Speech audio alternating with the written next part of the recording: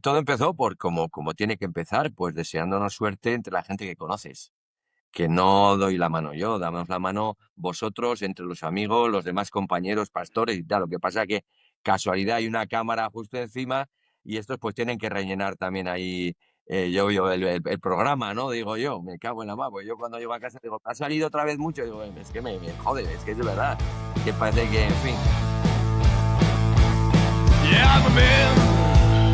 Oh, baby, I'm a man. Holding up the moon. Yeah, baby, I'm a man. The last time your mama told me no, no, no.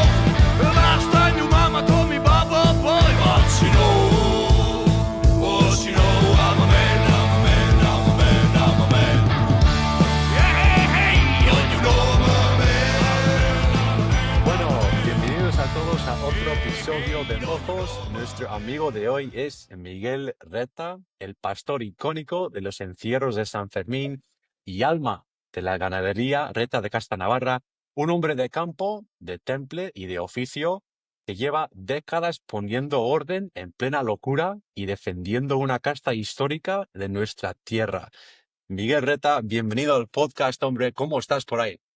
¿Qué tal, Ander? Muy bien, muy bien. De maravilla, acabando la temporada ya estamos más tranquilos. Sé que siempre andas a tope, tío, siempre tienes algo en que estás trabajando, o sea que quiero darte las gracias otra vez por estar con nosotros, que hay mucha gente que quiere oír de ti, que hay mucha gente que te conoce, igual no en persona, pero por la tele, o sea que para mí esto es un gran honor. No, hombre, el honor es para mí también, porque, bueno, yo no soy muy de redes sociales y estas cosas, porque a mí ya me ha pillado ya un poquito mayor, pero bueno, pero sé de tu interés y de tu afición y del trabajo que estás haciendo. Y es de agradecértelo porque hoy en día hay que estar ahí. Tú, la verdad que lo haces muy bien, por lo que me comentan. Muchas gracias, hombre. No, lo aprecio muchísimo. Yo tengo entendido que tú naciste en Pamplona y que creciste entre pueblos como Turuquain o Grocín, donde el toro forma, no sé, parte del paisaje cultural, ¿no? ¿Qué significó para ti, Miguel, crecer en una tierra tan especial? Bueno, has ido a parar al tiesto los pollos, porque yo soy más navarro que el pacharán, ese, como dice mi padre. Lo tengo claro, vamos. Hombre, pues la verdad es que, pues que aporta mucho, ¿no? Aporta mucho. Hay una afición aquí al festejo popular, solamente por el encierro, que es el buque insignia, ¿no? Pero del encierro de Pamplona, sino por los festejos populares y la conexión directa que tenemos desde niños, ¿no? Con este tipo de tauromaquia que hace que te enganche y que al final pues lo conozcas muy de niño y forme en ti una afición que en algunos casos como el mío y algunos de los que estarán oyendo, pues significa que al final se convierte no sé, en una devoción, ¿no? Y eso es bonito. Navarra transmite con sus tradiciones un apoyo muy fuerte por parte de la juventud, sobre todo, que te digo, de esa afición, y hace que lo tengamos a flor de piel. He estado escuchando entrevistas que has hecho en los últimos años y también artículos que han sacado sobre ti y creo que has contado que tus primeros, no sé, como contactos con los toros o el tema del toro fue en becerradas y encierros para chavales como en pueblos en Estella. ¿Cuál es tu primer recuerdo con un animal bravo? ¿Dónde fue y qué sentiste como joven? Hombre, mi primer contacto básico ha sido a través de mi familia, principalmente de mi madre y de mis tías, sobre Marisol y José, que eran muy aficionadas, hermanas de mi madre, y que me llevaban pues por todos los sitios, ¿no? Recuerdo vaquillas en Eneriz, pueblos pequeñitos que íbamos a ver los encierros, pero sobre todo Estella, ¿no? Estella era la conexión, vaquillas para las chicas, luego los encierros chiquis, y ya pues en Pamplona tener contacto con aquellos encierros chiquis que organizaban las peñas, pues fue la conexión total.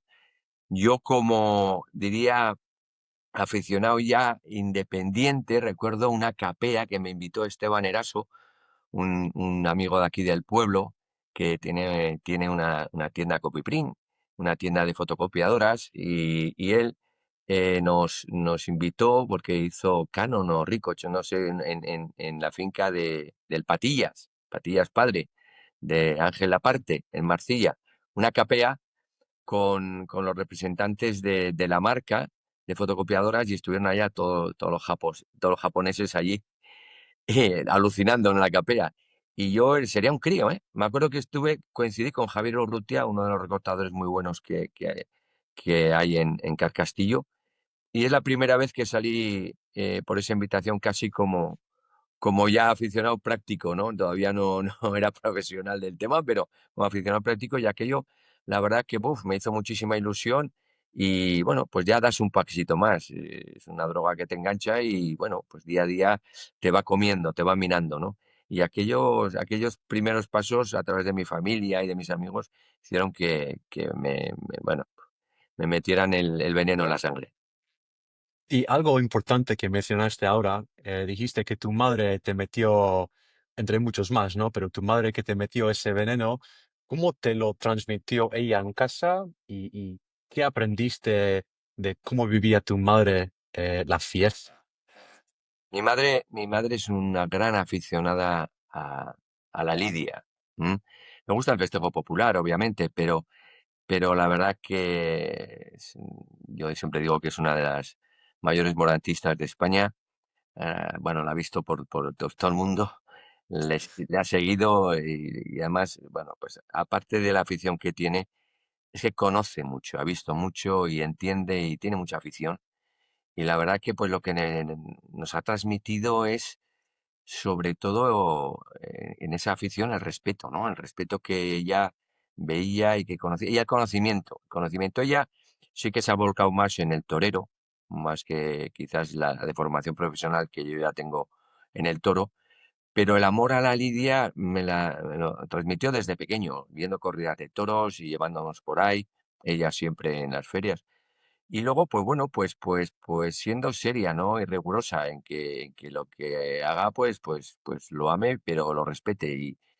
Y el día a día ha sido siempre de transmitir esa afición como parte de nuestra vida, que eso es lo bonito, ¿no? Sin ningún estrionismo, sino al revés, ¿no? Con algo cotidiano y teniéndolo siempre, me da igual en información, en libros, que como te digo, en ir y tener conexión con eso y hacerlo que sea parte de nuestra familia.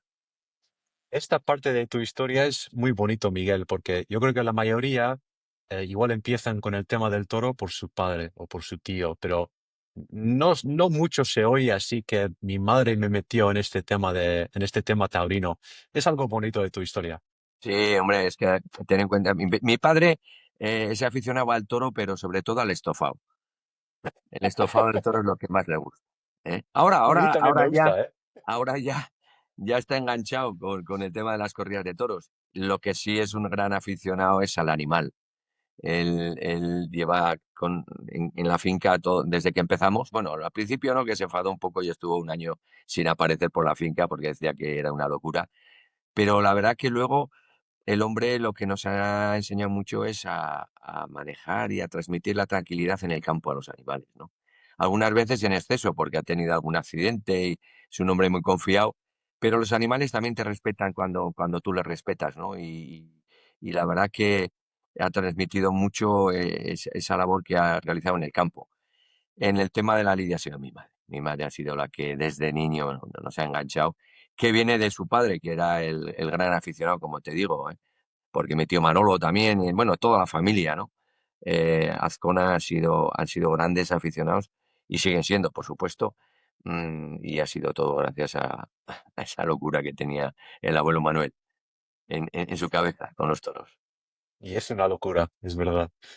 Estamos hablando antes del podcast que Joe Disler, el americano mítico, me puso en contacto contigo, aunque te conozco ahí por la curva del Mercaderes y Estafeta hace muchos años, pero no sabía cómo ponerme en contacto contigo. Y claro, para la gente que está escuchando, Joe Disler lleva más de 50 años corriendo, le pusieron el nombre en inglés el Iron Man de Pamplona, el hombre de hierro de Pamplona.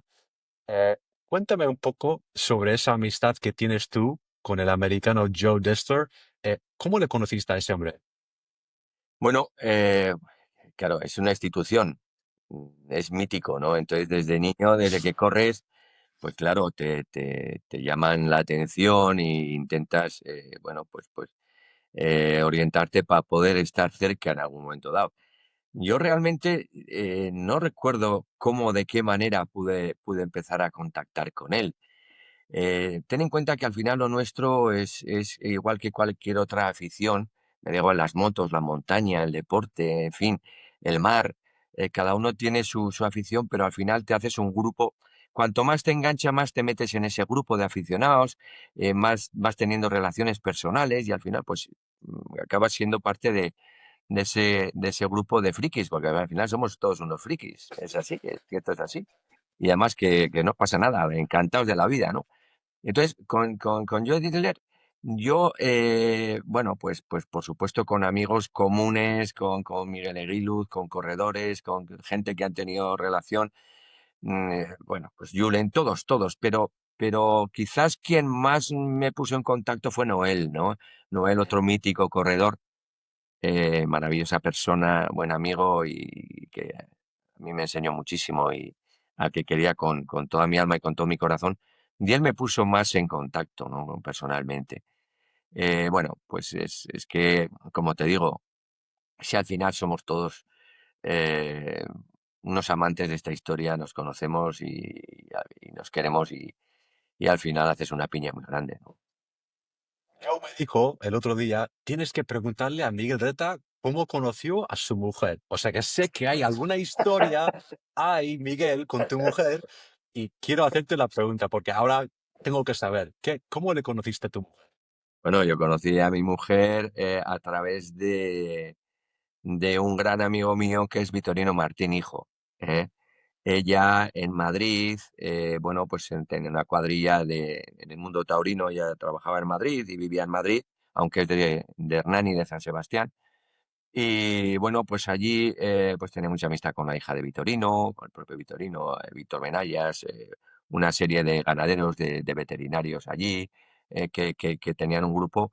Y la verdad que, bueno, pues con mi relación con Vitorino, pues ella tenía amistad con nosotros, con la cuadrilla nuestra, y la conocí a través del mundo taurino también. O sea que yo lo tiene claro, está muy bien orientado, lo conoce bien.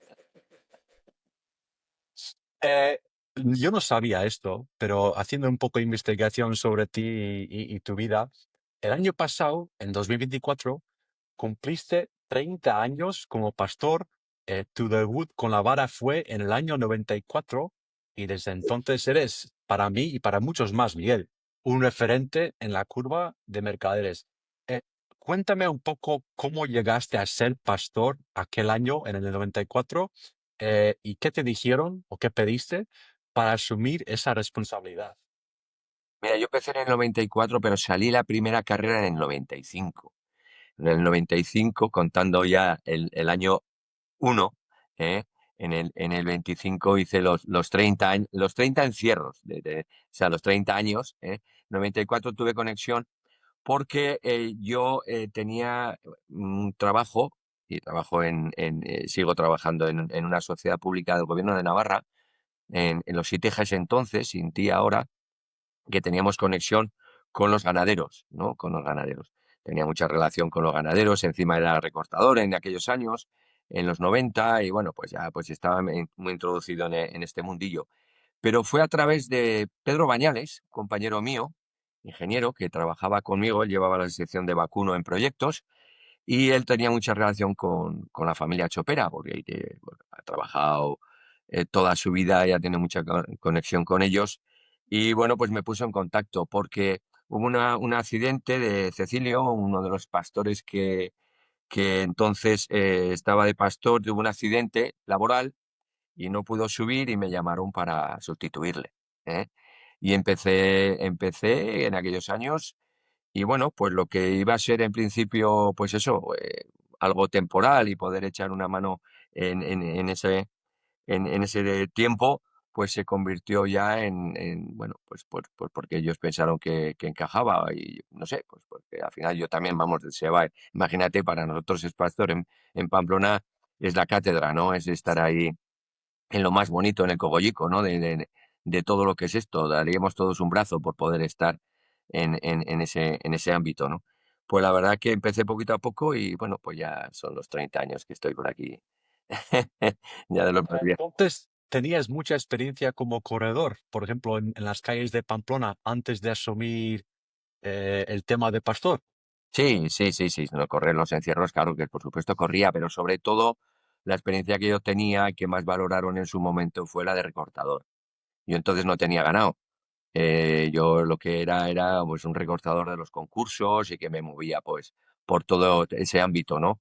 Pues con Rastrojo, con Chichipán, con Fran, con Vargas, con toda Eugenio Costanza, todos aquellos que estaban entonces en los concursos, pues bueno, pues yo, la verdad que era yo el joven de los viejos, ¿eh? Ahora soy el viejo, ahora soy el viejo de los jóvenes. Bueno, eso me lo digo yo, pero bueno, así es el tema, ¿no? Pero entonces, pues estaba con ellos.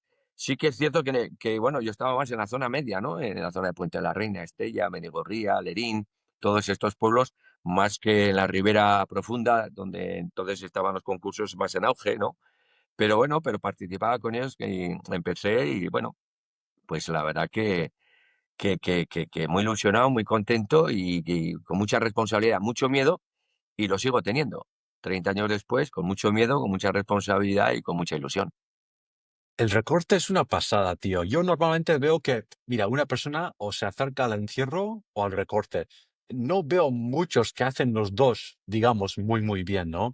Van de un camino al otro. Pero es que para mí es como un torero. Para enfrentarte al toro uno contra uno, como es el recorte o como es el toreo, requiere otro estómago, tío. O sea, en un encierro, y sé que es difícil correr bien en un encierro, pero no es lo mismo. Tú estás enrollado entre otra gente, otros animales, otros toros y vacas, y claro, el toro igual no está siempre enfocado en una persona, pero en el recorte, hombre, eres uno contra uno. Sí, no, no, lo defines perfectamente, perfectamente. Y se nota, y se nota. Y te diría que los recortadores, yo creo que en el fondo es difícil que podamos llegar a ser buenos corredores. Y te lo explico, ¿no? Como dices, en ese tú a tú entre el animal y el recortador o el torero, siempre tienes que intentar dominar la situación. En la situación, en el recorte, tienes que tener la salida controlada, doblar al animal de manera que puedas meter la anilla o un recorte a quiebro a cuerpo limpio es lo mismo, o el torero, ¿no? Con su técnica y con sus instrumentos, ¿no? Es cierto. ¿Qué ocurre? Que en las carreras, en los encierros, sobre todo en las buenas carreras, los buenos momentos, yo veo que son cuando casi ya pierdes esa posibilidad de escape, ¿no? El toro te encuna, te metes en la zona, en el halo del toro prohibido, donde ahí te lleva, sobre todo protegido, como bien dices, pues por la manada, la carrera, los otros corredores, etcétera. Pamplona lo permite mucho más que Tafalla o cualquier otro encierro porque hay más luz y los animales pueden hacer hilo y está claro, ¿no? Pero dentro de las distancias y las comparaciones, si vamos a Pamplona, lo ves claramente. ¿Qué carrera más buena han hecho estos corredores y los recortadores? Yo, por ejemplo, corría y siempre me veía que las mejores carreras que yo he hecho es cuando he perdido mi momento de control. Yo recuerdo una de las mejores carreras que he hecho en mi vida, que vamos, además, dos, pero fíjate, que las tengo en la mente. Una con Joaquín Zubasti, que quedamos encajados en la manada entre unos bueyes por delante, los toros por detrás y no podíamos salir. Y ¡joder, qué bien has estado! Digo, no, no he estado bien, si es que no quería salir de allí como fuera, porque es que es verdad, porque ves que aquello te puede dominar, ¿no? Y luego otra situación con Julen Madina, los dos delante de la manada, se cayó alguien por delante, saltamos y entonces nos agarramos y claro, aquel era un armario empotrado y yo era nada, un carajo, hay una cosa que no pintaba y me fui al traste, ¿no? Y me caí, bueno, ahí me pegaron, se me partió la menisco. Son situaciones en las que normalmente un recortador o un torero es difícil que se encuentre. Yo siempre corría y siempre estaba un poquito ladeado. Y encima, como yo soy zurdo, por mi lado, ¿no? Para esa sensación de que en un momento dado se pega un cabezazo o alguien me agarra o tal, yo sé controlar y eso se nota mucho entre los corredores y los toreros, que no es ni mejor ni peor, cada uno es lo suyo, ¿no? Entonces, pues bueno, pues claro que nos gusta, ¿eh? Yo veo que los recortadores todos caemos en el encierro, nos encanta porque esa adrenalina se supera. No, y además que además es que es un tsunami, ya no es solamente tú, sino todo lo que tienes alrededor. Es maravilloso, ¿no? Es maravilloso. Pero te digo que es un acto reflejo. Para mí, creo que tu subconsciente no te permite, claro, luego las circunstancias hace que te obliga a que estés en esta situación, pero no te permite no controlar eh, casi todo lo que tengas entre manos en ese momento. Estoy de acuerdo, ¿eh? Yo creo que cuando estás en ese momento es malo, suena malo cuando lo digo, pero cuando te pasas un poco es cuando ocurre todo lo bonito, ¿no? Tienes que soltar de esa sensación de tener que controlar todo, pero sé que igual alguien oye esas palabras y dice, oye, nunca tienes que pasarte, pero es un poco así, es un poco así. Sí, sí, sí. Tienes que salir de tu zona de comfort, si me Eso es. explico. Sí, sí, sí. Em, entonces, cuando corrías el encierro en Pamplona, andabas por esa zona ahí más adelante de esta feta con Telefónica, ahí te quedabas a gusto. Bueno, ahí ya fueron los últimos años, sí. Claro, yo estaba ya casado y tenía Alba incluso cuando corría, ¿no? Yo, cuando empecé en los encierros, empecé de joven, de muy joven además, sin la edad permitida, en Santo Domingo, donde la barrera de la policía se quitaban. Entonces podías bajar, correr un poquito, me echaba hacia la tapia del hospital militar y de ahí, una vez que subían, pues bueno, pues ya, aunque ya sabes que te arrollan ahí, pero bueno, aguantaba lo que podía en la carrera y la verdad que lo vivía con esa intensidad, ¿no? Sobre todo por superar tus miedos. Y luego ya fue cuando di el paso a subir a donde el Fitero, donde se abre la calle Estafeta, y bueno, pues ahí la verdad que corrí muy a gusto, muy cómodo. La situación era similar a la de ahora y me imagino que a la que exista siempre. Los buenos corredores y la situación de esa protección por parte de los corredores alrededor de la manada de los toros, pues hace que sea difícil, ¿no? Haya más o menos masificación total. Pero bueno, pues allí la verdad que disfruté mucho aquellos años, pues ya está, ya te digo, hasta que entré, entré en los años 90 en la labor de pastor. Claro, hoy en día en Santo Domingo no te dejan bajar más allá de esa línea roja, pero y sé por qué lo hacen, lo entiendo perfectamente que es por seguridad y para proteger los toros también y para que salgan a buen ritmo y todo, pero buah, tenía que haber sido increíble bajar hasta la puerta, ¿eh? Sí, bueno, yo la verdad que a la gente se tiraba casi hasta abajo, ¿no? Yo creo que pues se fue un poco el freno. Yo bajaba como a mitad de cuesta, ¿eh? A mitad de cuesta donde estaban las escaleras que van de la muralla, pero en el otro lado. Y la verdad que impresionaba. Sobre todo lo que más recuerdo es el ruido de la manada, ¿no? Cómo suben pisando tan fuerte. Y además ten en cuenta que lo hemos comentado en la mesa del encierro, además en la última este año, ¿no? Es que la raya roja tiene bastantes ventajas, como bien dices, pero también algún inconveniente. Puede ser que los toros, la manada, ven ya poca luz cuando entran en Santo Domingo. No hay corredores alrededor que hagan que presione la manada y se estire para que entren a más velocidad, que entonces ocurría.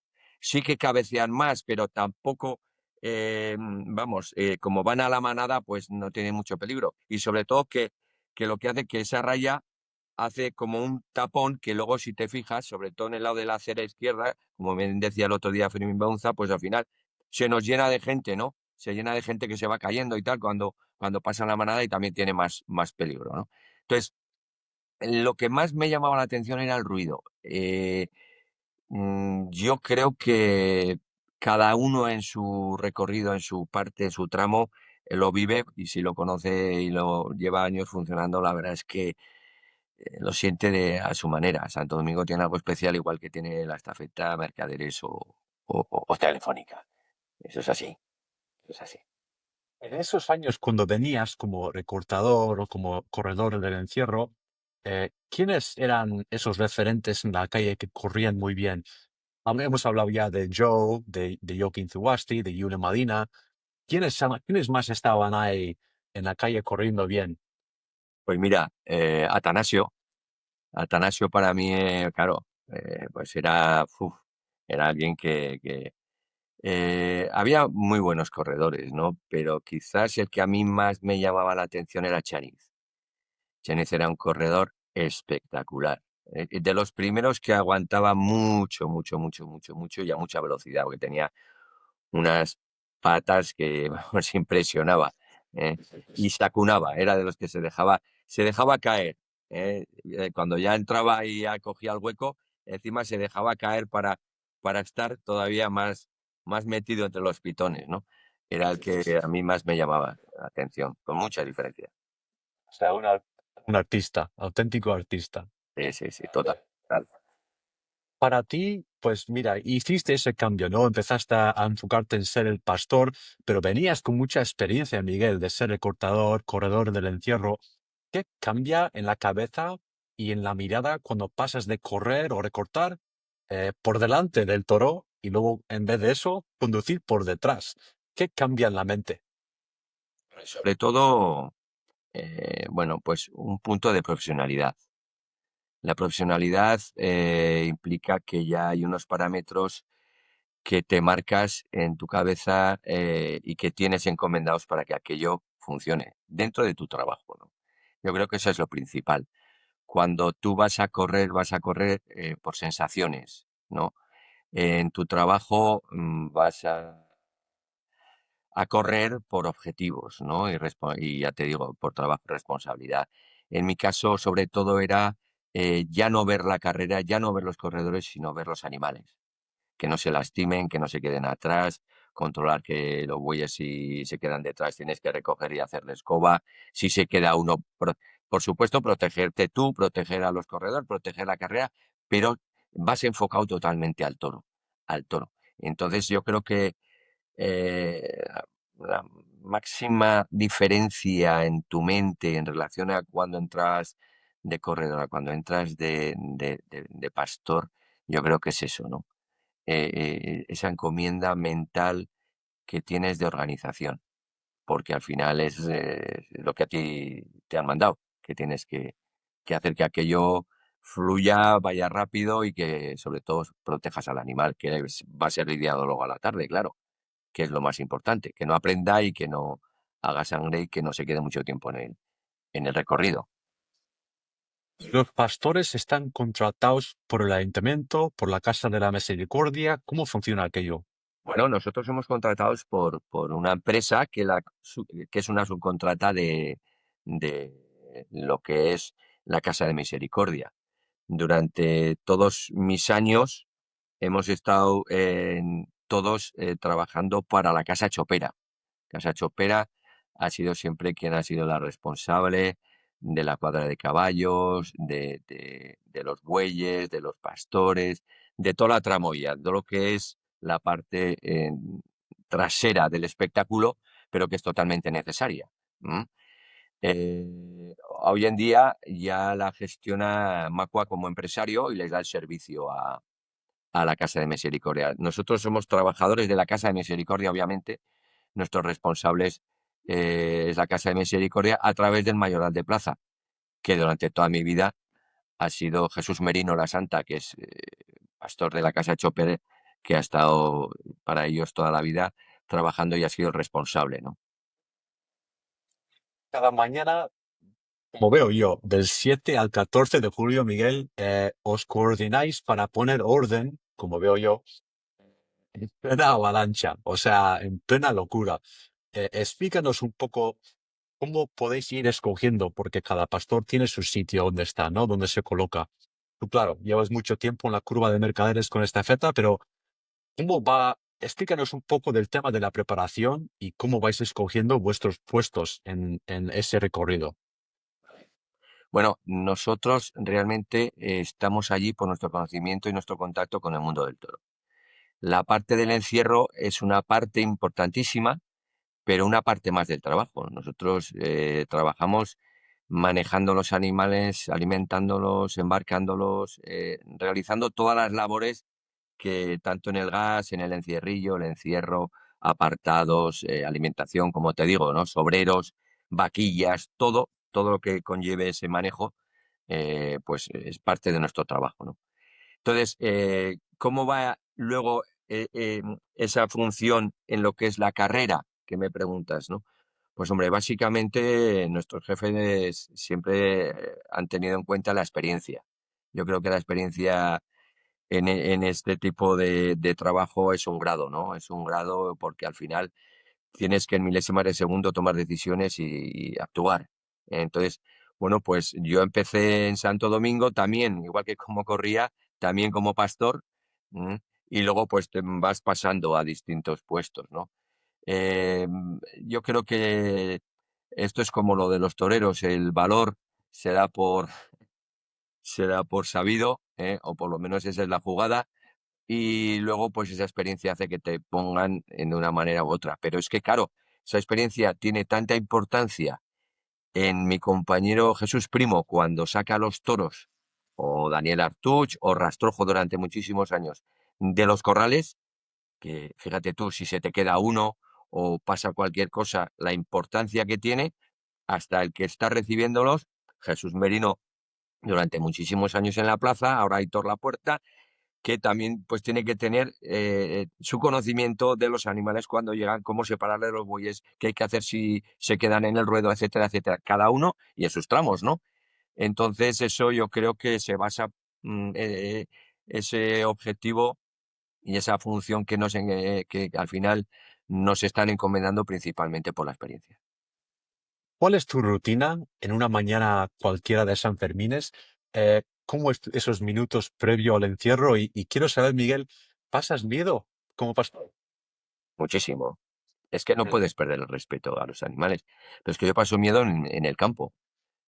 Paso miedo cuando voy a los festejos y saco los toros o las vacas por las calles por el animal, por los corredores y por mí mismo, para que no pase nada. En fin, es que el miedo tiene que acompañarnos. Si no hay miedo, ya aquello yo creo que ya pasa a ser no sé, es que no sé cómo definirlo por no pasarme de... Pero bueno, pues un circo, ¿no?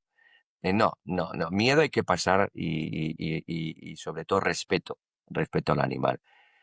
Los momentos anteriores, pues van en función de, por supuesto, del trabajo, porque tenemos que dar de comer y organizar todo lo que es los corrales de la plaza, enchiquerar las vaquillas para después, prepararnos un poco físicamente, en fin, pues bueno, calentar y como todos.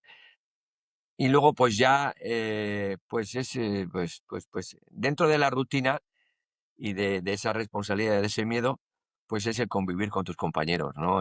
Pues tomar el cafetico en el Belagua, salir un poco antes, a comentar, pues hoy, pues ya a ver qué ganadería, cómo han sido, qué ha sido el encierrillo, cómo tal, que, bueno, pues ese día a día, ¿no? Eh, nada es igual y al final todo se convierte en rutina, pero esos momentos anteriores siempre son tensos y con ese punto de miedo que es necesario. Yo sé personalmente como corredor que yo tengo mis propias manías, vamos a decir, ¿no? Yo siempre llevo el rosario, soy un friki con los zapatos de Nike, y soy muy particular de todo lo que voy haciendo antes de llegar a las calles para el encierro. Eh, no sé, unas manías, ¿no? Tú, como pastor, ¿tienes siempre la misma vara o el mismo palo o llevas algo contigo en el bolsillo o tienes alguna manía así? Bueno, sí, soy bastante rarico, sí. Como veo, como veo un cuadro que está Cuéntanos. torcido, pues lo tal cual. Pero con este tema, la verdad que me he intentado quitar los tocs que podía tener, ¿no? Porque al final vas mucho sobre la marcha. Eh, sí que pues me santiguo de la misma manera, bueno, pues hago mis cositas particulares. La vara intento llevar una cómoda cada año una, pero bueno, pero este año, por ejemplo, de una anécdota muy bonita, porque me pidió Tito, un amigo mío de Mendigorría que hace transhumancias, que llevara una vara de una de las transhumancias de un ganadero que hay allí en Extremadura, que él hace la transhumancia desde Extremadura hasta la Sierra de Gredos y le hacía mucha ilusión, pues llevé alguna vara de este ganadero, pues por respeto y por reconocimiento y por ilusión que me hacía a mí personalmente hacia estos ganaderos que mantienen, ¿no? esta tradición tan importante dentro de la ganadería extensiva como la transhumancia. En fin, cositas de esas, pero tampoco soy un paranoico porque al final es que esto cambia en minuto y medio, vamos, de boca arriba a boca abajo. Entonces, pues bueno, poquitas cosas. Y además eso, que luego tú lo has visto y tú me das la mano y tú nos conocemos y estamos ahí, me ves que estoy en tensión, estoy nervioso, igual que estamos todos, ¿no? Y yo creo que eso no hay que, no hay que disimularlo, es que es la verdad, que es lo que tiene que ser. Se ha vuelto, lo que has dicho, se ha vuelto esa tradición de verte en mercaderes saludando a los mozos y a mí y a todos más. eh, Hasta hacemos cola. Tú bien sabes, una cola larga para darte la mano y para chocártelo. ¿Cómo nació ese gesto y qué significa para ti, Miguel? No sé, ese compañerismo que se siente la gente contigo en esos minutos antes del entierro. ¿Cómo nació? Bueno, la verdad que lo primero que tengo que decir que es que, bueno, pues desde el principio somos una cuadrilla de frikis, entonces nos juntamos todos y todos nos damos un poco de compasión entre todos, ¿no? Es cierto que nadie es imprescindible y ahí hay, pues bueno, pues es más que otra tradición, es cierto que es una unión de muchos años, ¿no? Que llevas y que conoces.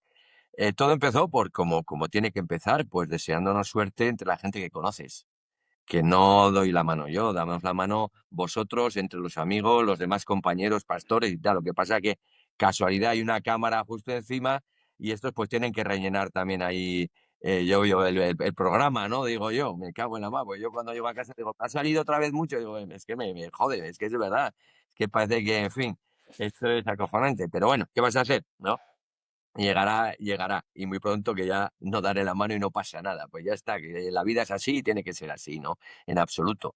Entonces, qué es lo que te hace esto? Pues conectar con la gente que tú conoces. Así empezó con la gente conocida. Sí que al final, pues quizás se vuelve un poco más folclore, ¿no? Pues como todos los folclores que tenemos alrededor. Hombre, yo me da pena joder, que parezca que esto es algo que, hombre, que casi pueda provocarse. Es más, fíjate, recuerdo un policía foral que me dijo una vez, es que a ti te gusta mucho eso y ya y te pones ahí para que te den la mano y tal. Y me tocó las narices, ¿eh? Y digo, hombre, pues no me voy a poner. Vas a ver que es que me da igual. O sea, y recuerdo ya hace años, ¿eh? Y me bajé abajo y estaba en una esquina. Casualidad, que pasaba algún conocido, hombre, Miguel, y entonces no era la mano, era un abrazo, venga, venga, suerte, tal, y no sé qué, no sé cuánto. Joder, me vino a los días y me explico, no sé lo que es peor, que si arriba o abajo, ¿no?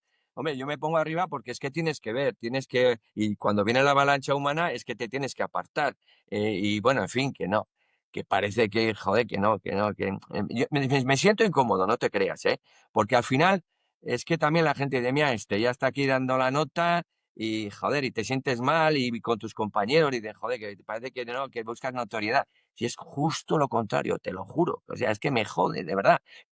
Perdona que lo diga así, pero es que, coño, que estos somos, nadie es importante, eso es un equipo, somos todos, no solo los pastores, sino los corredores y todo el mundo.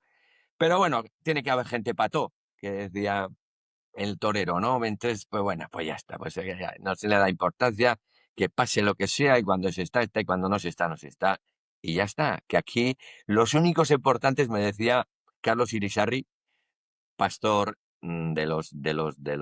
también mayoral de plaza, de la Casa Chopera, y la verdad que un hombre que ese sí que nos ha enseñado a todos, sobre todo dentro del encierro y sobre todo detrás, toda su gran experiencia que tuvo, ¿no? Hasta que murió.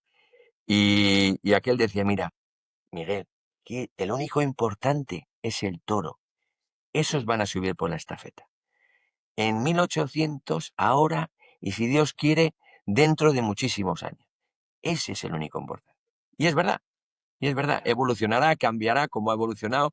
Haremos todo lo que podamos hablar y discutir. Pero el único que está ahí, de verdad, es él.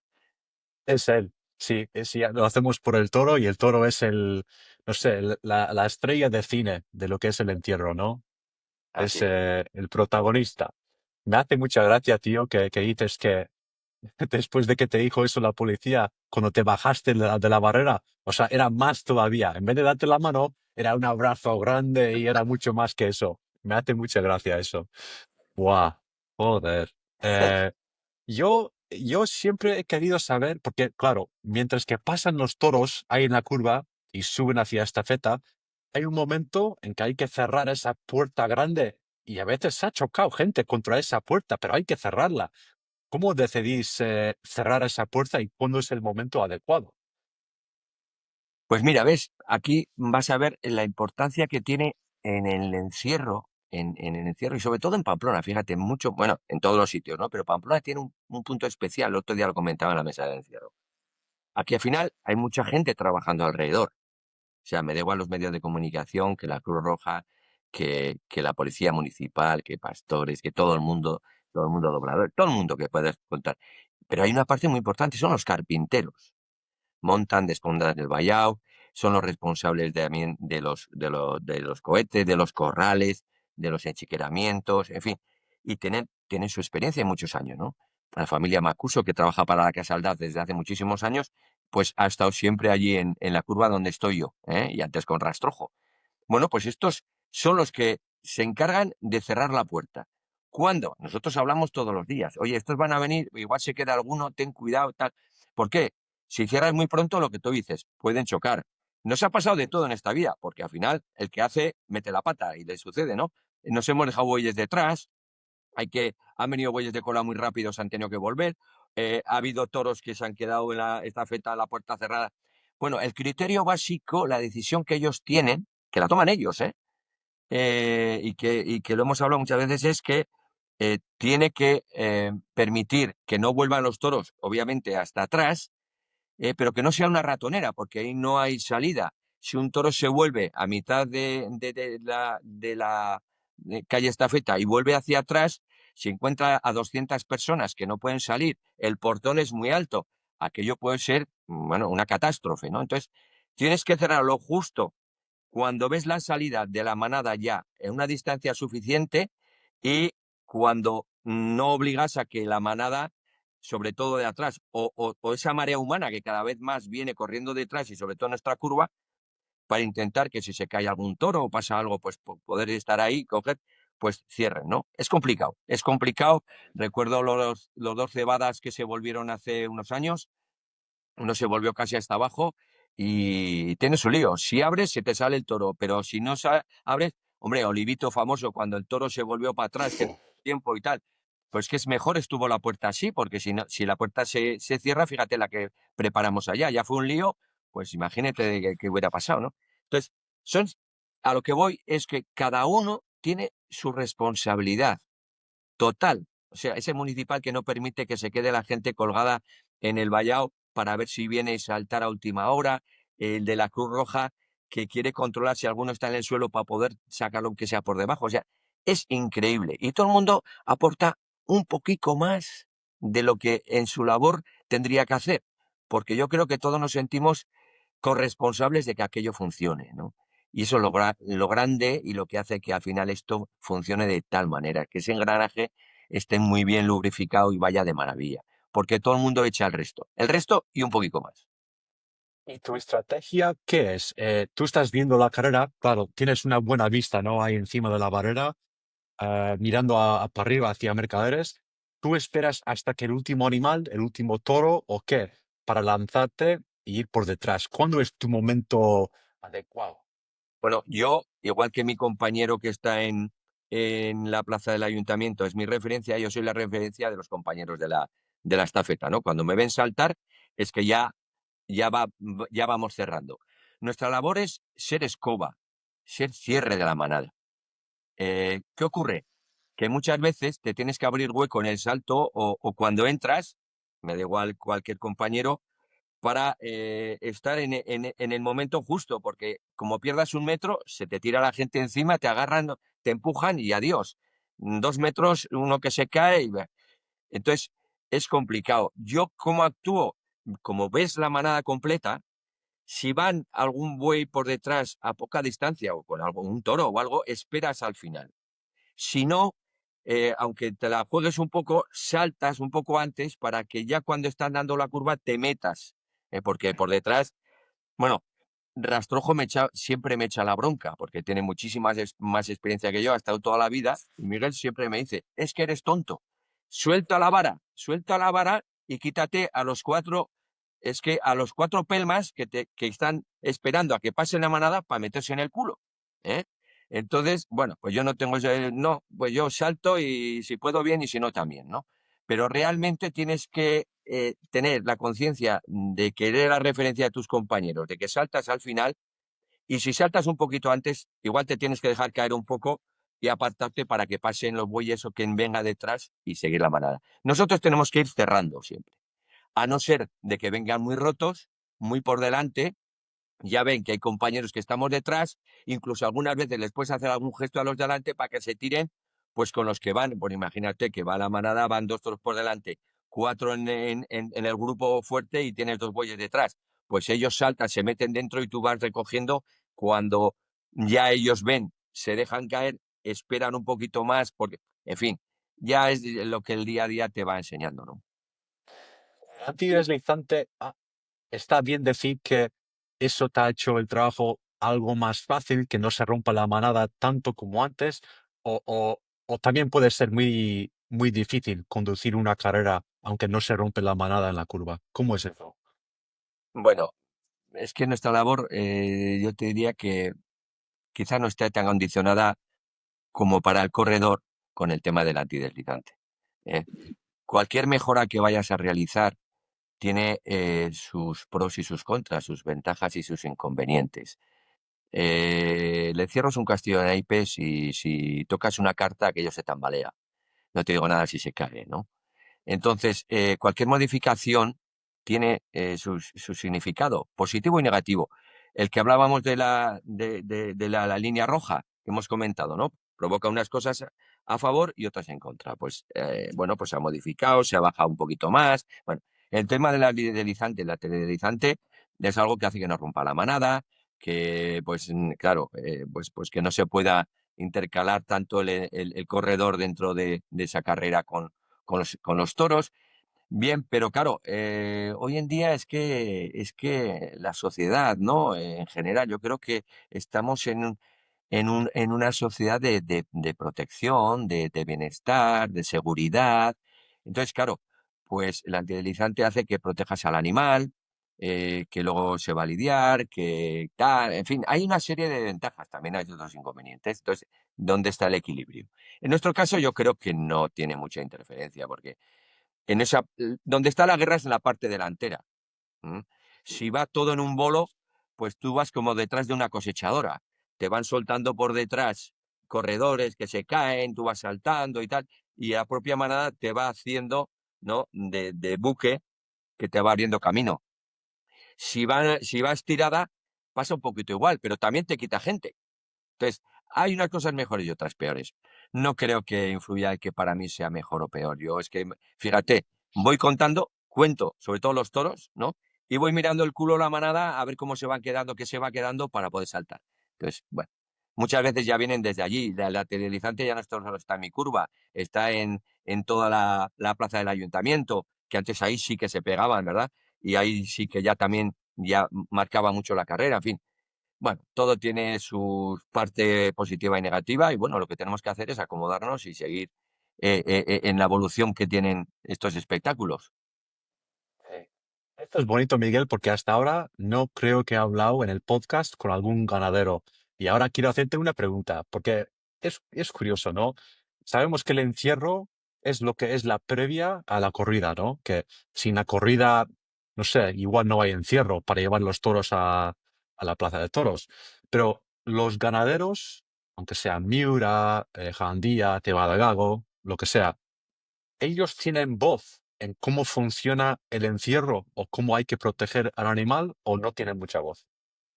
Mira, vamos a ver, los ganaderos sobre todo tienen su forma de criar y de manejar los animales en función de la lidia, obviamente.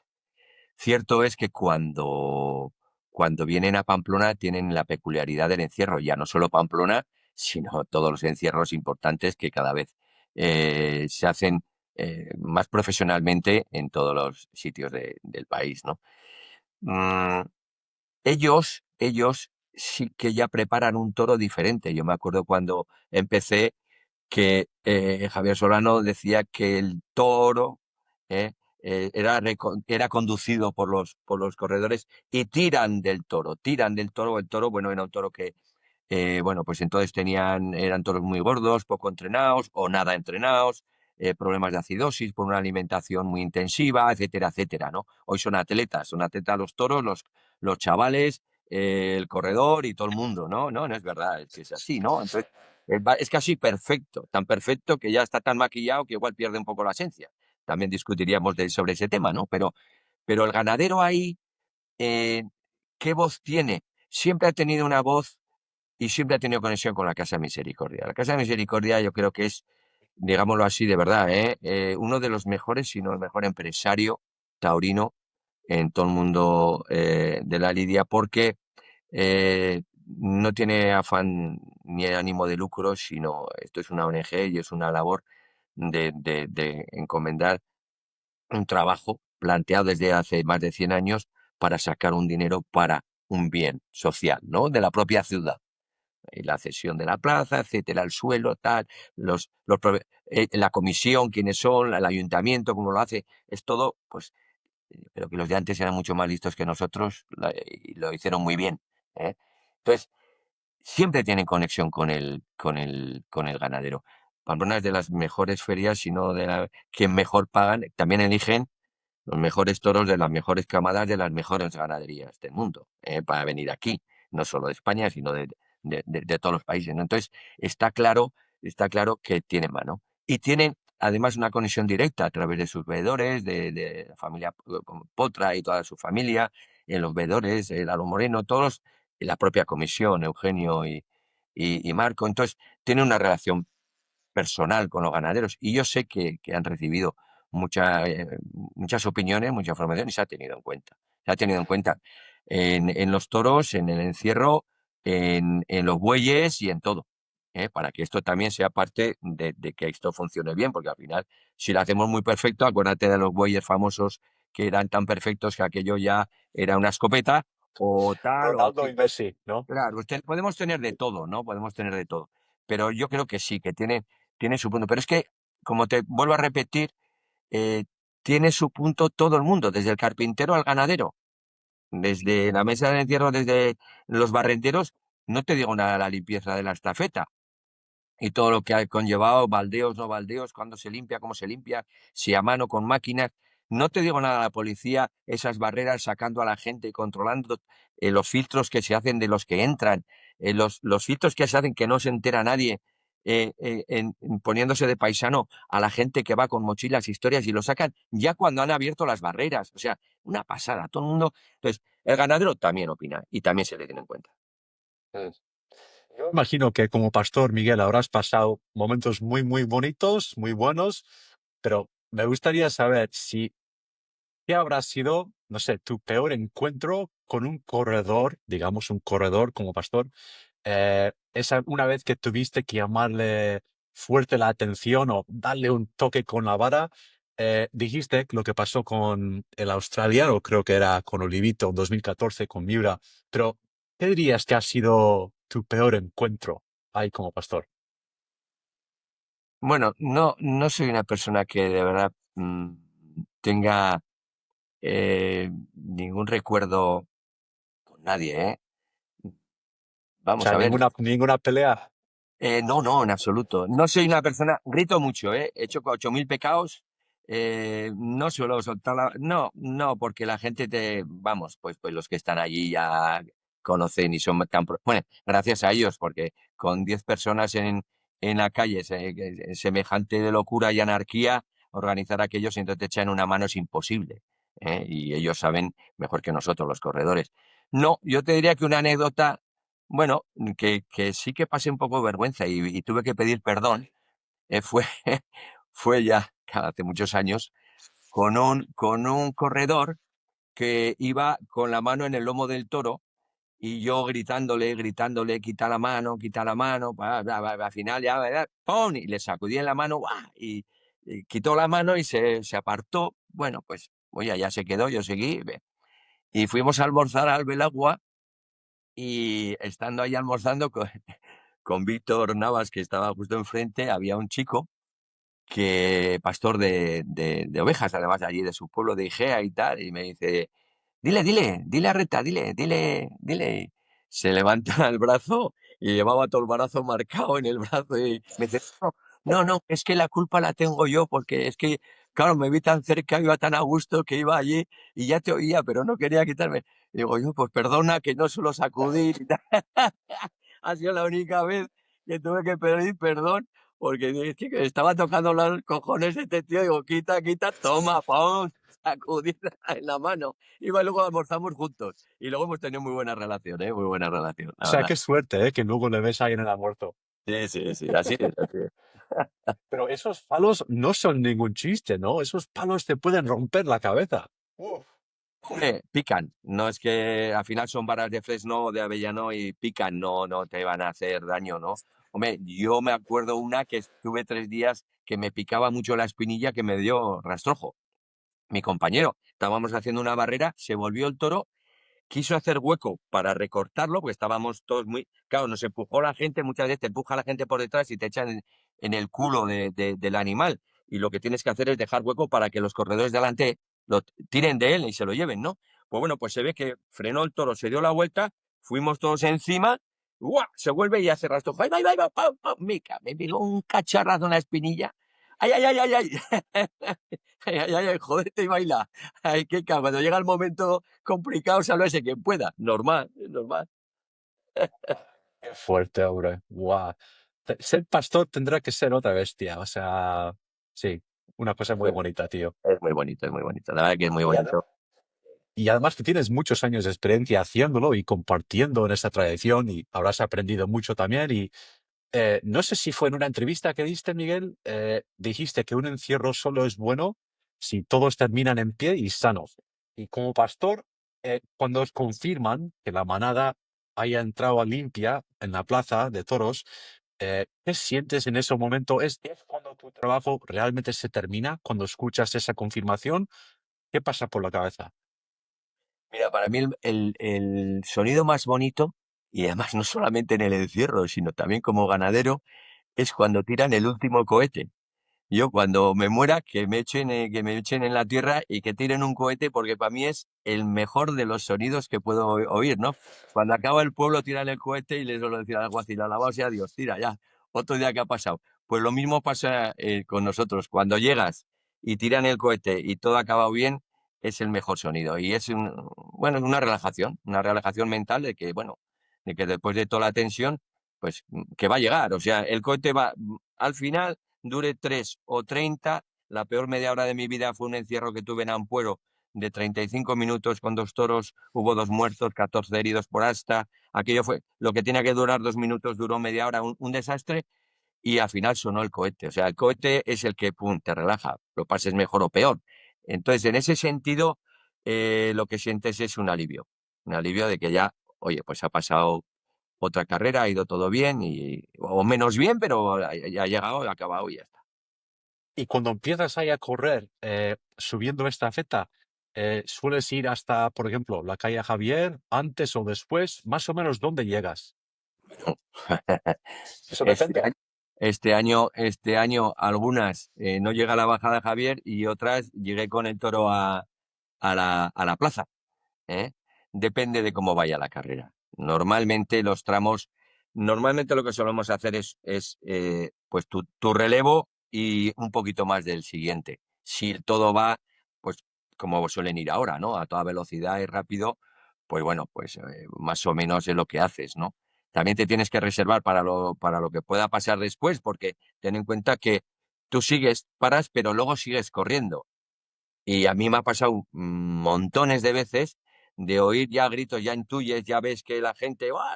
Ya se ha quedado alguno, ya. Y vas corriendo ahora para acompañar a tus compañeros en su labor, ¿no? Entonces, Bueno, pues depende mucho de la carrera, pero eso es como las carreras que hacéis los corredores, que bueno, pues pueden ser de 10 metros muy intensas o de 60 a 80 más relajadas. En fin, lo que toca cada día. Y este año me acuerdo que por lo menos un toro en estafeta se dio la vuelta un poco, ¿no? Y luego siguió ahí para adelante, que sí, no sé con qué ganadería fue, no sé si fue Cebada-Gago. Que Cebada se quedó uno Sí, allí. Tuvimos un poco sí. de esto, sí. Que últimamente no se pasa mucho, ¿no? Que ahora la carrera es mucho más rápida y, por ejemplo, en los años 90 hasta los 2000, mira, hablé con Javier Solano hace unos días y ese mismo me dijo que era normal, un encierro que duraba 3 minutos, 3 y medio, 4 minutos. Ahora 2 y medio es normal. Sí, bueno, ya no solamente es el entrenamiento, ¿no? Y la profesionalidad de bueyes, corredores, toros y todo lo que ese perfeccionamiento en todas las medidas y mejoras que se están implementando. Yo creo que una de las grandes diferencias es que el animal, por ese entrenamiento de un año, año y medio, o son 5 años, igual tienen hasta 2 años de entrenamiento de correr en los correderos, lo que hace es que tenga un punto de inercia cuando se cae, de levantarse y seguir en la carrera. No despistarse ni buscar estímulos que le hagan que aquello se frene, ralentice o se pare, ¿no? Eso se nota muchísimo, muchísimo. Es que ya se levantan. ¿Por qué? Porque es que se caen. Si es que, si tú te fijas, los toros se siguen cayendo. Por supuesto que se caen. Si es que tropiezos, golpes, un buey se cae, además habiendo tanta gente, si eso ocurre, lo que pasa es que si te fijas, se caen, se levantan y por inercia ya tiran para adelante. Y no hacen ningún feo. Antes se caían y ya cortaban la conexión a lo que era su manada y qué hacían instintivamente el animal cuando, sobre todo el toro. Mira, te digo que la gran diferencia, Jesús Merino me lo ha dicho toda la vida, Reta, que esto no son tus vacas, cuando estamos manejando en los corrales y tal, ¿no? Es que es verdad, ¿no? Y yo he aprendido mucho de ellos. Y es así, un toro cuando se siente presionado, como está seguro de sí mismo, se vuelve y domina la situación, ¿no? Cuando están en manada son muy gregarios. Las vacas siempre son gregarias y se escapan, ¿no? Entonces, eso cada vez ocurre menos porque encima que en Pamplona ven poca luz, están muy tapados y tal, se sienten como en esa carrera. Entonces, esa es la gran diferencia que veo yo, que al final van rápidos porque corren mucho, se entrenan mucho y los accidentes puntuales que existen hacen que vaya aquello de una forma muy estándar.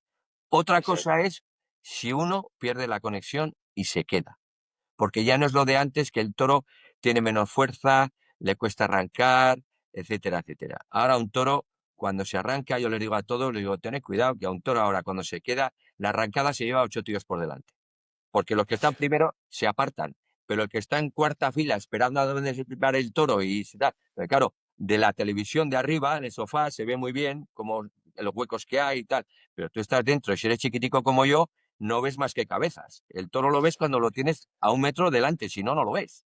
Que a mí me pasa mucho, entras en el ruedo, entras corriendo y aquello es un mar de cabezas, no ves nada. Es que es No así. ves nada. No, no, Y no, en es la así. Yo también estafeta soy no ves, bajito y siento, claro, en la estafeta no ves nada, ¿no? Y entonces es ahí donde caen. Y estos toros, cuidado cuando se quedan, porque con la fuerza que tienen, ya ves que pum, pum, pum, pum, pum, pum, se llevan a la gente, ¿eh? Eso ha cambiado totalmente. Para bien, como hablábamos de las medidas, en unas cosas, pero también para mal si ocurre, ¿eh? hay de Créate. los dos. Sí. Sí. Hablamos un poco de Reta de Casta Navarra. No sé si he dicho bien. Reta de Casta Navarra. A finales de los 90 diste el paso a Miguel de recuperar la Casta Navarra. En 2000 registraste un hierro a nombre de tu hija Alba y fuiste sumando líneas antiguas. Quiero saber cómo fue, no sé, el momento fundacional del proyecto y qué te empujó a decir, esto no se puede perder. ¿Cómo fue? Pues un cúmulo de casualidades. Yo, trabajando en los ITGs, estaba en conexión con los ganaderos de Bravo de aquí de Navarra y había muchos problemas de tuberculosis. Entonces estaban desapareciendo muchos ejemplares de animales de ganado de la tierra, que le llamamos entonces, el que hasta Navarra, ¿no? Incluso algunas ganaderías estuvieron en peligro de desaparecer. Entonces, bueno, pues parte de mi trabajo profesional fue echar una mano a estos ganaderos, pues para ver de qué manera podían conservar estos animales, hacer un plan no de conservación, o sea, no de recuperación, sino de conservación, básicamente, de lo que ya tenían. Y entonces, pues bueno, esto ha sido mi trabajo de profesional durante todos estos años y sigue siendo, pero vocacionalmente, pues también yo tenía mucha ilusión y mucho contacto con los ganaderos. Y en el año 96 recuerdo que estando con Nicolás Aranda en uno de sus saneamientos en el Monte de Pitillas, en la Bardena, pues vinieron algunos ganaderos a comprar ganado, sobre todo del Levante, ¿no? De la zona de Levante. Vicente Machacos es el padre, que ya murió, y Germán Vidal también venía, el padre, los hermanos Lecris aparecían, porque buscaban mucho estos animales para el Bous al Carrer, que es lo que les gusta, ¿no? Y, y la verdad es que, bueno, pues buscaban esos toros y, joder, a mí me da mucha pena. Yo le decía a Nicolás que esto no lo podía vender porque él me lo había transmitido, era patrimonio navarro, esto era patrimonio nuestro. Es que ellos se escondían los animales para que no se lo decomisaran en la guerra civil y fuera alimento de los ejércitos. En fin, en esas situaciones desaparecieron ganaderías enteras, como Gavari de Morillo el Fruto. Pues hubo una labor de mucha gente manteniendo este patrimonio, ¿no? Y, joder, pues me calentó el morro y me dijo, pues compra tú. Y me acuerdo que iba a vender unas vacas y un toro muy antiguo.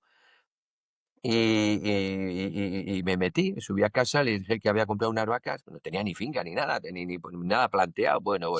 Estuve en el Perdón, allí en una finca que tenía Manuel de los Reyes, que era un comunal, que lo tenía alquilado, estuvimos allí, bueno, una locura total.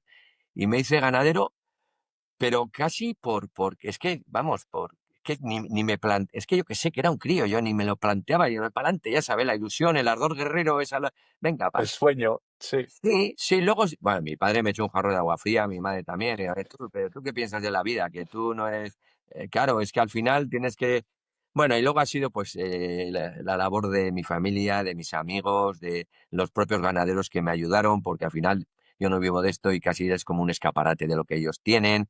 El trabajo profesional iba de la mano de lo que iba haciendo yo en casa, poquito a poco, pues bueno, los ganaderos me vendían, tal, en fin. Ha sido muy bonito y está siendo muy bonito, muy duro, muy complicado porque dejas la pelleta, como se dice aquí, dejas la piel, dejas todo, pero bueno, oye, todo sea por la causa, por la ilusión y ya te metes en una rueda que ya no puedes salir. O sea, que esto, bueno, sí puedes salir, pero si me quito esto, pues ya vamos, no sé, me tiro por los fosos de la Taconera. En fin, cada uno tiene su locura, ¿no? Pues lo haces con todo el amor, con toda la ilusión, pero hace poco me preguntaba a mi padre, como en criterio, viviendo todo lo que has vivido y has pasado y todo lo que tienes, y tal, ¿volverías a hacerlo? Es una pregunta muy buena, ¿eh? No tuve respuesta. ¿Qué dijiste?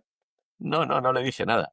Yo creo que sí volvería, porque las cosas se hacen por algo, ¿no? En su momento, pues por supuesto que sí lo volvería a hacer, pero con mi conocimiento actual lo haría de distinta manera, claro, porque al final los sufrimientos son durísimos, pero bueno, esto es como todo.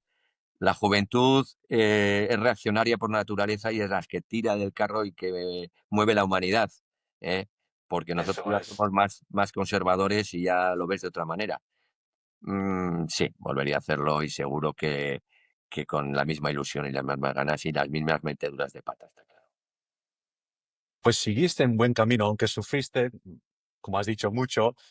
Tengo entendido que en 2021 debutasteis en Ceret y en 2022 cumpliste el sueño en casa con la corrida de Estella. ¿Eso es verdad?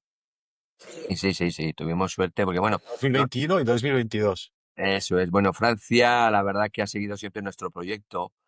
Yo tenía mucha ilusión en mantener y conservar ese patrimonio que te digo, ¿no?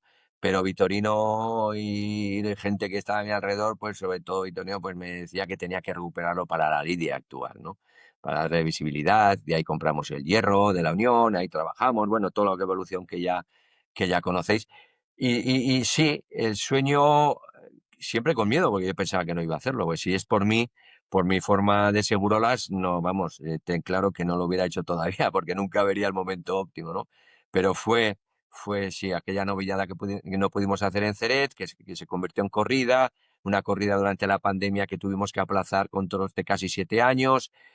Bueno, aquello fue una locura. Luego ya, antes de este ya, me asusté tanto de los resultados, de cómo fue, porque las tientas iban de una manera y la corrida pues fue mucho más dura de lo que pensamos, pues la verdad que hice una novillada en Corella, con hermanos de los toros de allí, con novillos, salió la cosa muy bien, me ilusionó. Luego ya pues lidiamos en Estella, el seguimiento de los aficionados, de los talibanes, ¿no? De los fundamentalistas del toro, pues me ayudó a que diéramos el paso en San Agustín de Guadalís, en una feria torista de una comisión de gente muy aficionada. En fin, luego hemos hecho la encerrona en Tafalla. Vamos haciendo cositas poco a poco, porque es difícil. Somos una ganadería y una casta fundacional antisistema, porque es muy difícil que el toreo actual encaje. Pero bueno, pero oye, con esa ilusión vamos a tirar para adelante hasta que podamos. Y veo que seleccionas en una parte bravura y luego movilidad sin perder esa esencia, ¿no? Buscando también toreabilidad para la lidia moderna. ¿Cómo equilibras tradición y exigencia actual en tu criterio de selección? ¿Cómo vas evaluando los temas esos? Pues mira, lo mío es lo más sencillo del mundo, porque ganaderías que llevan más de 100 años seleccionando tienen ya criterios y parámetros, incluso metidos en programas informáticos, para hacer estimaciones y valoraciones de los distintos parámetros que tú bien dices, ¿no? Movilidad, bravura, todo bueno, yo en la tabla que tengo de selección tengo 27 parámetros, ¿vale? Pero lo mío es muy sencillo. Lo mío va a lo básico y es que pueda servir para la lidia, porque estos tienen tanta inteligencia que lo que hay que buscar es corazón, porque el toro de ahora tiene tanto corazón que ya casi no transmite porque tiene muy poca inteligencia, entonces en el equilibrio, ¿no? Entonces, para mí lo que tengo que buscar en estos momentos es sobre todo bravura, y la bravura la marca el caballo, el caballo. Ahí es donde se ve si un animal tiene más inteligencia o no, porque si le duele luego no vuelve, ¿eh? Entonces, claro, si te vas, no mantienes la materia prima, por de ahí que vamos tentando todo, pero mantengo en los dos hierros, en el de Alba y en el de César, la materia prima, y lo que vamos seleccionando después de 30 años y muchísimos animales tentados, pues es ver qué animales tienen ese pequeño pozo, porque ten en cuenta que durante más de 100 años estos animales, vamos, desligados totalmente de la lidia moderna, ubicaron en los festejos populares. En festejos populares de alquiler, que significa que tienen que tener un punto de mansedumbre que les dosifique, porque trabajan durante toda su vida. Si se entregan mucho, son todos animales muy bravos, o se desengañan o se matan. Entonces, pues bueno, pues esa dosificación es ese punto de mansedumbre que mis compañeros dicen, no, es rusticidad, es genio, no, es ese punto, pero les dosifica. Claro, ahora eso tienes que limar un poco, ¿no? Entonces, en el trabajo de selección que tú me preguntas, lo más sencillo es buscar solamente un parámetro, que es esa bravura. La dificultad luego en la muleta, eso te lo va a dar por añadido porque ya lo tiene, ese genio, ¿no? Ese reponer, esa movilidad que ya también la tiene, esa fuerza, porque estos animales no abren la boca, no se caen, porque ya tienen una selección diferente, ¿no? Pero necesitan. Luego llegará la humillación o no la humillación, etcétera, etcétera, si es que llega. Ya te digo que hará falta 150 años, sí que podrían llegar, porque esa selección es la que han hecho otros, ¿no? Pero eso ya no es. En lo básico es buscar que en el tercio de varas los animales se empleen. Es lo que más influencia tengo. Hombre, yo no puedo descalificar a un animal por morfología. Eh, Ricardo Gallardo te echa atrás. La última tienda que estuve allí sacó 6 animales y no aprobó ninguno. Yo dije, con el que peor nota has sacado tú aquí, me atrevo a hacer una ganadería de primera. ¿Por qué? Porque es que ya estaba seleccionando y echando atrás porque una escarbaba, porque la otra reponía un poco, o porque no se fijó que el torero hizo 2 veces una cosa Hombre, es claro, la presión de selección está aquí y la nuestra está aquí. Entonces ese es un poco el tema, ¿no? Lo mío es, dentro de la dificultad, es más sencillo que ello. Entendido. O sea, para ser exitoso como ganadero con una finca, eso requiere un largo plazo, dices, ¿no? Muchísimos años para ir formando los toros, lo que quieres ver, y eso no es algo sencillo que se hace en muy poco tiempo, eso es a largo plazo. ¿Qué has dicho? Claro, 150 claro. años. No, no, no, es que ten en cuenta que vas viendo los resultados 4 años después. 3 años cuando lo tientas, más un año de la preñez, de la cubrición y 9 años de gestación. 4 años. Si te confundes en ese cruce, eso no vale. Pero es que tienes en ese cruce lo de 3 años, lo de 2 años, lo de un año. Claro, si mantienes ese toro, entonces no mantienes ese toro, metes otro. Pero entonces tienes que mantener el otro toro mientras tanto para ver si ese cruce te da. Entonces es una selección muy lenta. Es muy lenta. Gracias a eso mantenemos esto. ¿Eh? Gracias a eso mantenemos esto. Y gracias a eso yo mantengo mi seguimiento de los fundamentalistas. Porque ya me dicen algunos, es que como te salga un toro ya un poco decente, ya no es reta. Claro, es que ya esto es otra cosa. En fin, esto es la leche, ¿no? Entonces, Ya no es verdad. poco a poco, poco a poco. Pues mira, hombre, tengo dos preguntas más, si tienes tiempo. Sé que hemos ido un poco largo de lo que te dije. Em, una pregunta. Pensando a ese largo plazo, Miguel, ¿te imaginas ver algún día a los toros de Reta de Casta Navarra corriendo por las calles del casco viejo de Pamplona y te ves tú guiándolos con la vara? O sea, toros de Reta conducidos por Reta En el Cerro de Pamplona, en el yo creo Cierre que de Pamplona. va a ser imposible.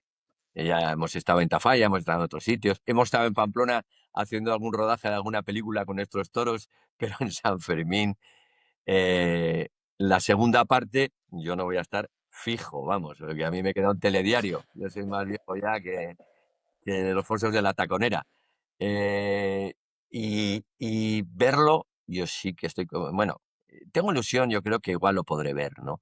Pero no estaré aquí. Lo veré desde arriba o desde abajo, no sé, lo veré desde otro lado, lo veré, si Dios quiere, y serán mis nietos o quien quiera, o los que puedan, ¿no? Quien lo sigan, porque no es solamente un planteamiento mío, sino son de todos los demás ganaderos de Castanavarra. Y bueno, pues que sí, que esto es marcar un camino y alguno que esté tan taladrado como yo, pues pueda tirar para adelante y seguro que lo harán. Y sí, se podrán hacer cosas y ver cosas, pero hombre, es complicado. Es que esto es la Champions, ¿eh? Es que aquí viene quien tiene que venir. Entonces, pues bueno, de momento un poco de organización, saber dónde estamos y, como dicen en mi pueblo, quietos en la mata. Casa de Misericordia, venga, Reta, fíchale a Reta. La última pregunta. Para alguien, igual te pone un poco incómodo, pero quiero preguntarlo. Para alguien como tú, Miguel, que ha metido tantos años de su vida en el tema del toro, has dicho antes como ganadero, pues dejas la piel en cuidar los toros y organizar el tema taurino. Para alguien como tú, ¿qué quieres que sea tu legado con el tema del toro? Si puedo preguntar. Hombre, claro que sí, que se siga el camino, ¿no? Yo creo que eso está claro porque ya hay aficionados, hay gente, ganaderos, eh, que sigamos defendiendo nuestro patrimonio. No este solo, sino el de los encastes, la biodiversidad, biodiversidad genética que va a tener que justificar nuestro amor a los animales, porque aquellos antitaurinos que dicen del maltrato lo que menos les importa son los animales. Es que aquellos que defienden en legislaciones el bienestar animal, lo que menos les importa son los animales. Lo que tenemos que trabajar por nuestra causa. Y nuestra causa está claro que, igual que trabajan todas las minorías, nuestro caso es mantener nuestras tradiciones, ¿no? Que encima no es políticamente correcto ni es progresista hoy en día. O sea, el ser progresista parece ser que es olvidarnos de nuestras tradiciones. Y es justo al revés, creo yo, que el que no tiene memoria no tiene futuro. Pero en fin, esto es lo que hay. Entonces, ¿qué quiero que me gustaría de ese legado? Que se siga trabajando por la causa. Y estoy convencido que eso va a ser porque la juventud y más ahora tiene mucha fuerza, mucha ilusión, mucha afición. Y como me dijo Nicolás Aranda en aquellos años cuando estaba yo allí, Nicolás, es que esto se está poniendo jodido, esto está complicado, esto nos están dando caña. Y me dijo todo serio, no se me olvidará en la vida. Aquel hombre era un filósofo de la Bardena, ¿eh? Me dijo, tranquilo, Miguelico, tranquilo, tranquilo. Lo prohibido engancha más. Fíjate, no se me olvidará en la vida. O sea que ni papas, ni historias, ni progresismo, ni modas, ni historia. Trabajar. Lo que hace falta es trabajar y que el legado sea que he dejado trabajo para que otros sigan y que sigan trabajando, claro. Está recortador, corredor, pastor, Porque ganadero, hombre orquesta, dicen los de la cuadrilla. leyenda. Miguel Reta, tío, gracias de nuevo por darnos tu tiempo. ¿Alguna última palabra? A darte las gracias a ti porque tú también trabajas, ¿ves? Con esto y más en estas historias, porque tú estás ahí en ese ordenador y lo va a pasar uno, el otro y tal. Yo es que me pierdo en esta historia, ¿no? Pero veo, no, que cada loco con su tema. Y es así. Entonces, Somos la unos última palabra frikis. es que sigamos todos y tú también, te agradezco, trabajando por nuestra cosa. Y se hace así, aportando, igual que el carpintero de la puerta de la curva de Mercaderes, aportando un poquito más de que lo que podríamos hacer. Bien dicho. Gracias, Miguel. Gracias a ti.